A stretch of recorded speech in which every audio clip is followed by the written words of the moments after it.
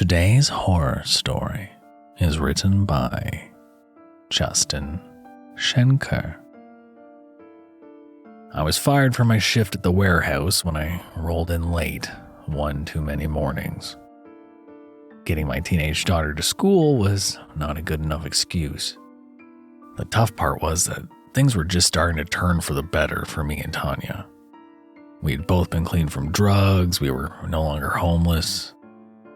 When my wife passed, there was a brief period where life spiraled out of control for us, but I miraculously had secured a job through an old friend. That job was short-lived, and I was back to my old ways, home burglary. Tanya was no angel herself. She occasionally stole from others, but my crimes were on a grander scale. Me and my buddy Gus had successfully stolen from 7 or 8 houses before landing my legit legal job. But when I was canned, I had no choice. I had to provide for my daughter and keep us above water, at least until I secured another honest gig. Gus was still homeless, so I approached him one evening in his tent camp and asked about any houses he had in mind. He was eager to tell me about a place a few miles out that he had been keeping an eye on. A golden chalice, dude. A fucking golden chalice.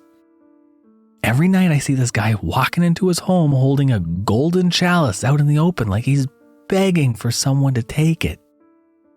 You think it's worth a lot? Derek, have I ever let you down? I always come through with my picks. We should hit it tomorrow night. I was intrigued. Jewelry, clothing, and cash was usually the extent of our hauls, but a chalice? That was new territory for us. Around 11 at night the next evening, I snuck out of the apartment while Tanya was asleep.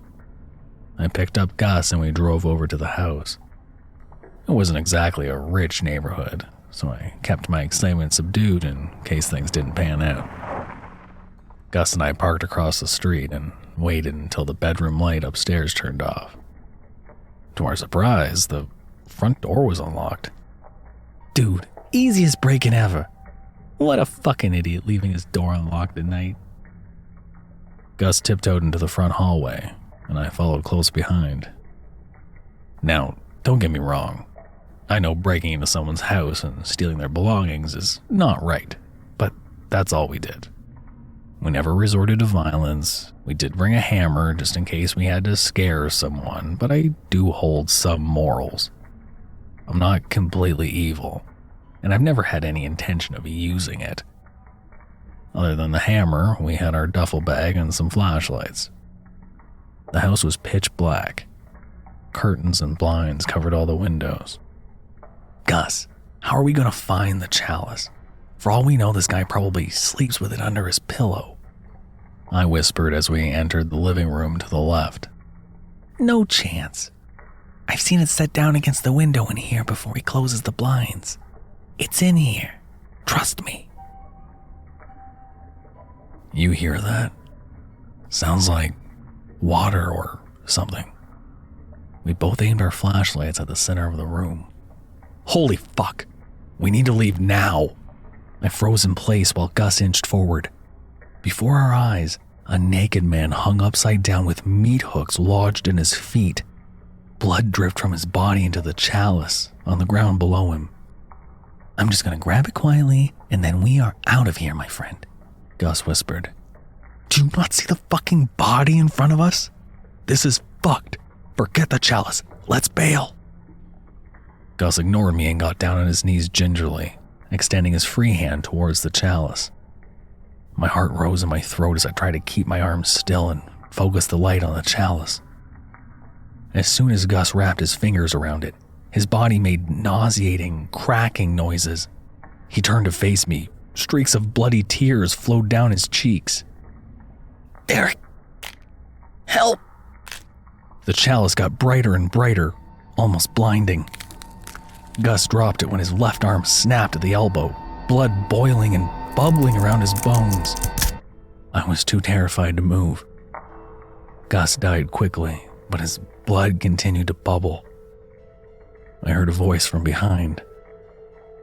Another soul to help awaken our king, our destroyer of light. Your friend's blood will flow with the others in the pool of darkness. A tall man in a black robe and hood said to me in a low, soft voice, "Please, I don't want any trouble. I'm so sorry about breaking in. Please, just let me live, and I won't say a word about any of this to anybody." My body ached in fear. "I will spare you. I will let you live, but you will bring me more souls. 37 more, to be exact. I need the blood of 100 humans." The man pointed to Gus. "Unless, of course, you would like to contribute to the cause yourself."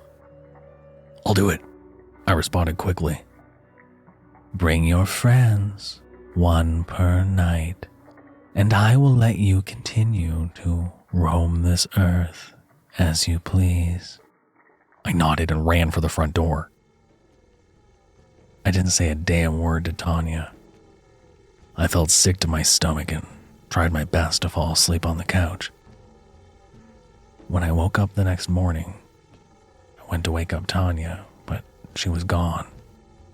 There was a note on the kitchen table. "I want to help.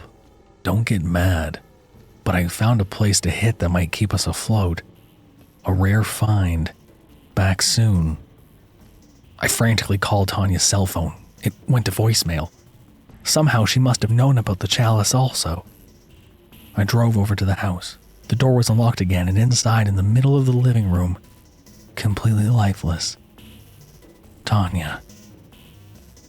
She dangled from the hooks as droplets of blood bounced into the chalice. I threw up. Footsteps approached from behind. 36 more. I stormed out of the house and back to my car. I was tempted to call the cops, but I know Tanya wouldn't want her body to be found like that. I know she would want me to continue to live my life. And because of that, I'm afraid I'm going to have to lure 36 more souls back to that house. I better not forget my hammer.